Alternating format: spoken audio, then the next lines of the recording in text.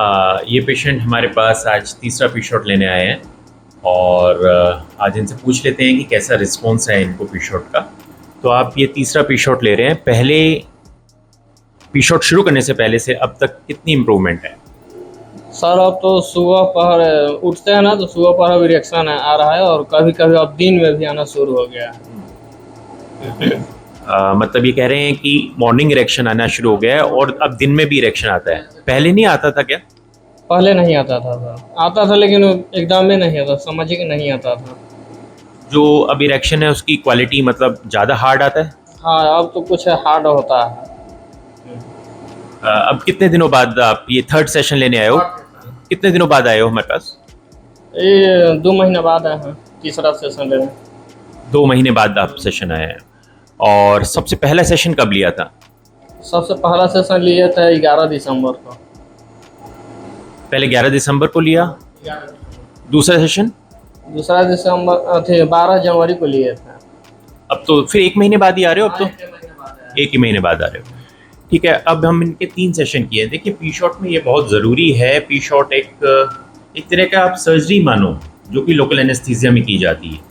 तो इसको हमेशा डॉक्टर को, मैं हमेशा इस पे बहुत जोर देता हूँ, अपने हाथ से करना चाहिए। लोकल एनेस्थीसिया यानी कोई भी सर्जरी, आप ऐसे कोई ना कि किसी मरीज की आप सर्जरी करने जा रहे हो और उसको कोई एनेस्थीसिया ही नहीं दोगे, सीधा ही काट दोगे उसको, ऐसा नहीं होता। इसको भी आपको सुन करना होता है क्योंकि आप इंजेक्शन स्किन में नहीं लगा रहे, आप इंजेक्शन कोरपोरा में अंदर, वो बहुत पेनफुल होता है और वहाँ पे जाएगा भी नहीं अगर आप उसको एनेस्थीसिया नहीं दोगे।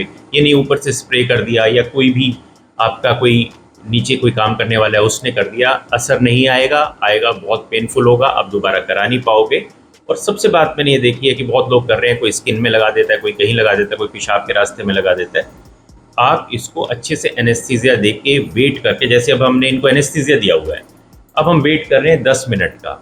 10 मिनट तक मैं और कोई पेशेंट देखूंगा, फिर 10 मिनट आके मैं इनका उसके बाद पी शॉट करूंगा।